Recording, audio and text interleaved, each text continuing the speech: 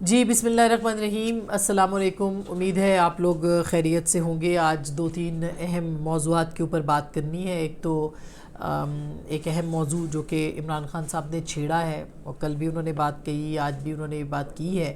کہ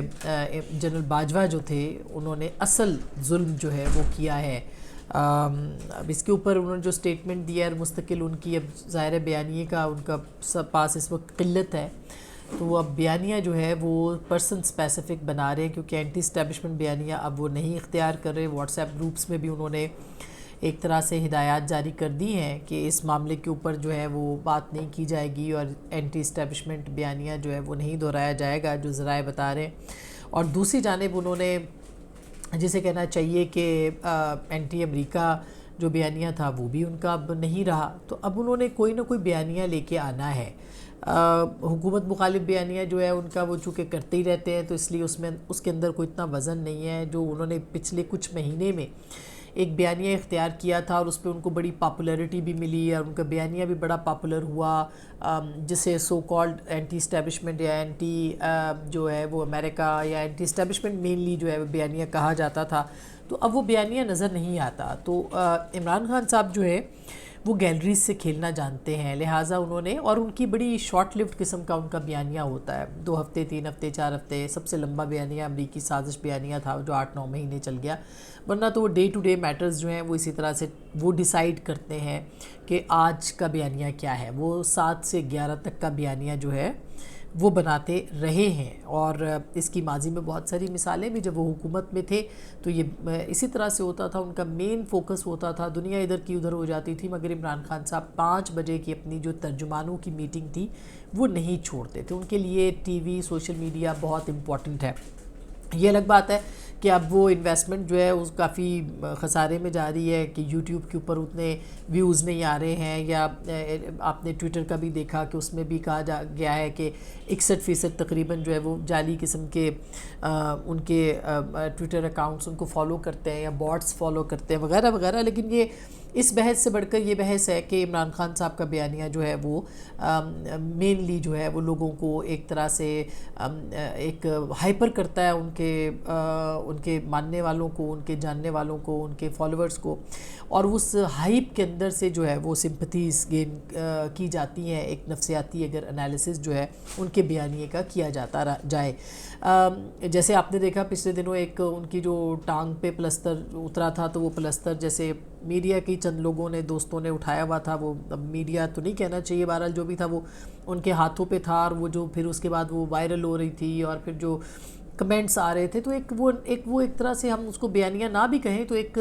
sympathy view جو ہے اٹریکٹ کرنے کے لیے وہ ایک استعمال کی جاتی ہے۔ اسی ہڑا ہڑی میں انہوں نے بھی اسمبلیوں کی تحلیل کی بھی بات کر دی تھی عمران خان صاحب نے، جو کہ اس وقت تک ان کے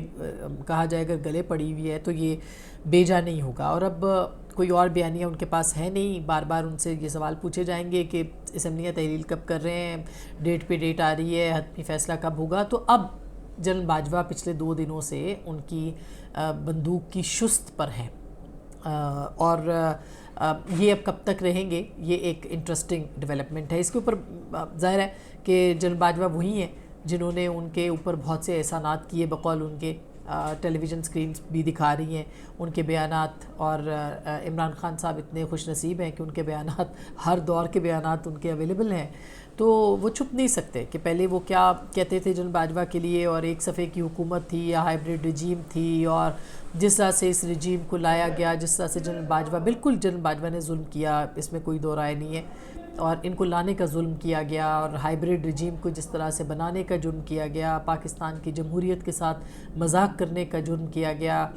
عمران خان صاحب کو اتنا طاقتور بنانے کا جرم کیا گیا کہ پاکستان کی تاریخ میں کوئی سویلین وزیر اعظم جس کو کبھی اختیار نہیں ملا، لیکن ان کو اختیار جو ہے وہ دیا گیا۔ تو یہ جرم بہرحال سرزد ہوئے ہیں جنرل باجوہ کے یہی جرائم ہیں، لیکن یا الزام ہے ان کے اوپر، یا یہی ان کا جو ہے وہ ظلم ہے جو کہ ہوا ہے، اور اس کا احساس بھی انہوں نے کیا، لیکن بہت دیر سے کیا۔ تو وہ تو بالکل بھی جسے کہنا چاہیے کہ اپنی جگہ پہ موجود ہے، لیکن عمران خان صاحب سارا ملبہ اگر ان پہ ڈال رہے ہیں تو میرا نہیں خیال کہ جسے کہتے ہیں نا کہ روٹی کو چوچی نہیں کہتے عمران خان صاحب، وہ بڑے منجھے ہوئے شخصیت ہیں، انہوں نے پوری دنیا گھومی ہوئی ہے، ان کو ہر دنیا کا پتہ ہے، ان سے بہتر کوئی نہیں جانتا دنیا کو، اور اس کے باوجود جو ہے وہ اگر یہ بات سارے اپنے جو الزام ہیں وہ ان پہ ڈال رہے ہیں تو میرا خیال ہے کہ یہ نامناسب بات ہے۔ لیکن مناسب بات کیا ہوتی ہے؟ مناسب بات جو دوسری اہم ہے وہ یہ کہ جنرل فیض کی انٹری اب سیاست میں ہوا ہی چاہتی ہے، ابھی تک ہوئی نہیں ہے، لیکن ایک ویڈیو جو ہے وہ جسے کہنا چاہیے کہ ایک اس کے طور پہ ٹیسٹ کرنے کے لیے وہ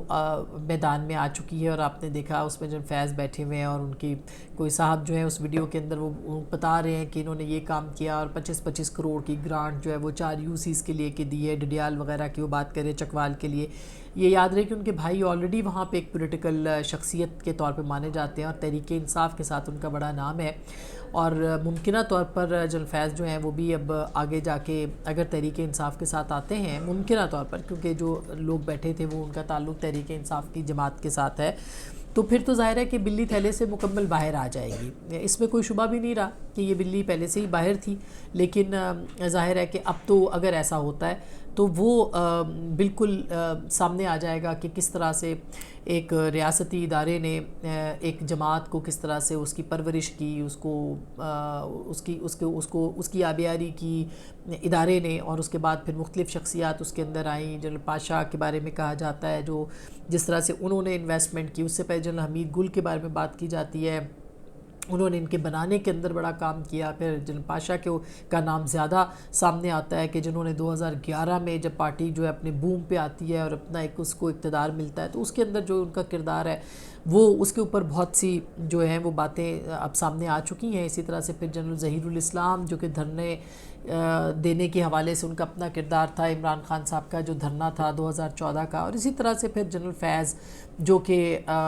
پچھلی سابقہ جو حکومت تھی اس کے اندر، اور پھر اس کے بعد بھی ان کا جو کردار جس طرح سے رہا پچھلے 4 سال کے اندر ایز DGISI، وہ کسی سے ڈھکا چھپا نہیں ہے۔ اور ظاہر ہے کہ یہ ادارے کے سربراہان تھے یا جنرل باجوہ تھے یا جنرل فیض تھے، ان کی پالیسیز جو تھیں وہ ادارہ ٹو کر رہا تھا۔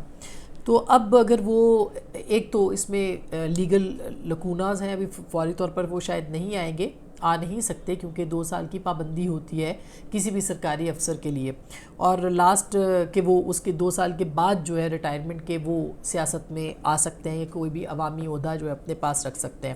اس سے پہلے جنرل راحیل جب ریٹائر ہوئے تھے تو اس وقت کی حکومت نے، میاں نواز شریف نے کمال ان کے ساتھ محبت کا مظاہرہ کرتے ہوئے ان کو فوری طور پر NOC دے دیا تھا، اور وہ جا کے انہوں نے نوکری لے لی تھی جا کے سعودی عرب کے اندر، اور وہاں پہ جا کے جو ہے وہ اپنا انہوں نے کام کرنا شروع کر دیا تھا۔ تو یہ ایک طرح سے جو ہے وہ کافی اہم ڈیولپمنٹ ہوگی اگر جنرل فیض جو ہیں وہ باقاعدہ ابھی سے الیکشن میں آ جاتے ہیں یا ابھی سے وہ پارٹی میں آ جاتے ہیں، اور پھر ابھی تو عمران خان صاحب کے توشہ خانہ کے حوالے سے نااہلیت کی بات بھی ہو رہی ہے، تو ہو سکتا ہے کہ کوئی پراسپیکٹس ان کے جو ہیں وہ اس معاملے کے اندر موجود ہوں۔ بہرحال ابھی کچھ کہنا قبل از وقت ہے کہ وہ باقاعدہ جو الیکشنز ہیں یا باقاعدہ جو سیاست ہے اس کے دھارے میں وہ کب آتے ہیں۔ فی الحال ان کی ایک ویڈیو جو ہے وہ وائرل ہوئی ہے جس میں کہ ان کے بارے میں کہا جا رہا ہے، ان کی خدمات کے بارے میں، اور پھر وہ بہت اس میں عاجز نظر آ رہے ہیں، اور اپنی سیاست یا جو بھی ان کی ہوگی اس کے بارے میں ابھی ان کا حتمی فیصلہ سامنے نہیں آیا۔ اس کے ساتھ ساتھ یہ بھی آپ کو بتائیں کہ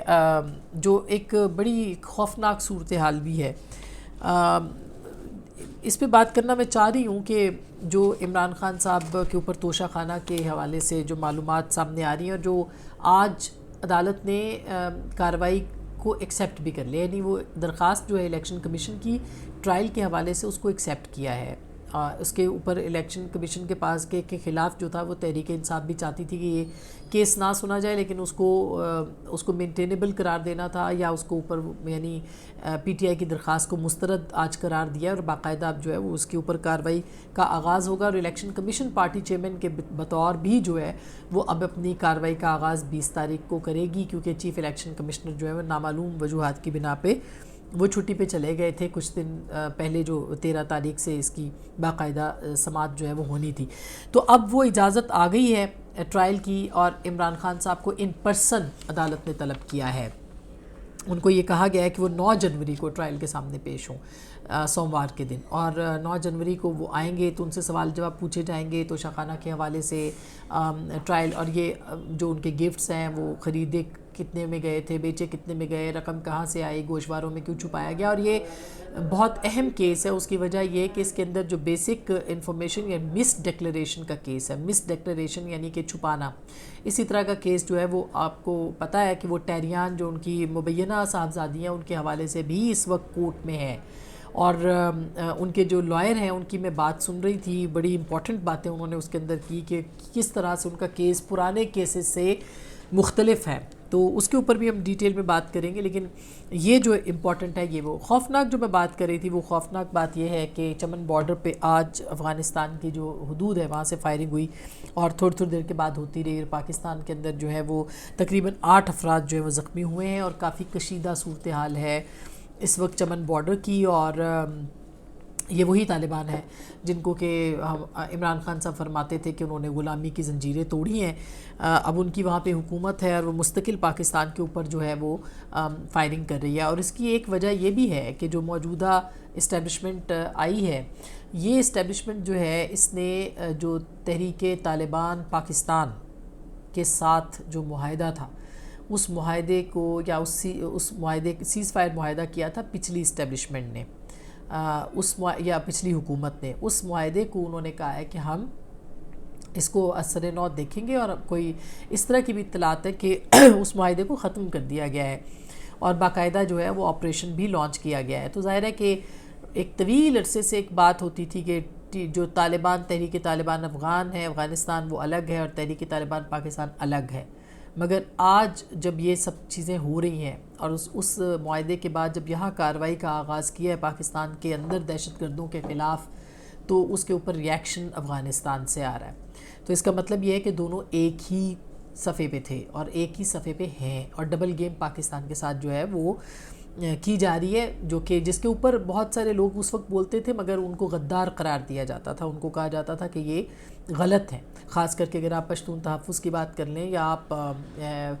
محسن داوڑ صاحب جو ہیں ان کی بات کر لیں، تو ان کو وہ یہی بات کرتے تھے کہ آپ کس طرح سے ان کے ساتھ بات چیت کر سکتے ہیں. یا پیپلز پارٹی یہ کہتی تھی کھل کے کہ آپ ان کے ساتھ مذاکرات نہیں کر سکتے. لیکن عمران خان صاحب کی ایک سافٹ کارنر اور تحریک انصاف کا سافٹ کارنر رہا ہے. آفیسز کھولنے کی بات ہو تحریک طالبان کے لیے یا دیگر معاملات، اور پھر غلامی کی زنجیریں، تو ایک بڑا اس کا ایک لمبا ایک بیک گراؤنڈ ہے. اس کے اوپر کبھی ڈیٹیل میں الگ بات کریں گے. لیکن یہ صورتحال کافی تشویشناک ہے، اور اس کو فوری طور پر جو ہے وہ ختم ہونا چاہیے. افغانستان ہمارا ہمسایہ بھی ہے، اس کے ساتھ تعلقات بگاڑے بھی نہیں جا سکتے اور بنائے بھی نہیں جا سکتے. اس وقت پوری دنیا اسی جگہ پہ کھڑی ہے کہ وہ افغانستان کے ساتھ تعلقات بگاڑ بھی نہیں سکتی اور بنا بھی نہیں سکتی. لیکن ہم ایک طرح سے ہمارے ڈالرز وہاں جا رہے ہیں، ہماری گندم جا رہی ہے، ہماری یوریا جا رہی ہے، ہمیں پیسوں کی ضرورت ہے، ہمیں ڈالرز کی ضرورت ہے، ہم روپوں میں خرید و فروخت کر رہے ہیں، اسمگلنگ ہو رہی ہے. اور بہت ظاہر ہے کہ پاکستان جو ہے وہ اس کے لیے، اور کرنا چاہیے اپنے پڑوسیوں کے لیے، اس میں کوئی وہ بڑی بات نہیں، مگر اس طرح نہیں کرنا چاہیے جو ہو رہا ہے اس وقت. پاکستان کی اپنی معیشت جو ہے وہ اس کے اوپر ہے. لیکن افغانستان سے جو کارروائی ہوئی ہے یہ کافی زیادہ جو ہے وہ پریشان کن ہے. بہرحال اب اسمبلیوں کی تحلیل ہونے اور صدر مملکت کی جو بات چیت ہے، مذاکرات ہیں، اس کے اوپر الگ آپ کے ساتھ ایک رکھیں گے نشست. ہو سکتا ہے کل دن میں رکھ لیں. لیکن یہ کیا ہو رہا ہے پس پردہ، اور صدر صاحب کو بہت زیادہ ان کی موومنٹ ہے بٹوین اسلام آباد اینڈ لاہور، اس کے اوپر بھی ہم آپ کے ساتھ کچھ اوتھنٹک خبروں کے ساتھ جو ہے وہ آئیں گے. اپنا بہت خیال رکھیے گا. اب تک کے لیے اتنا ہی. اللہ نگہبان.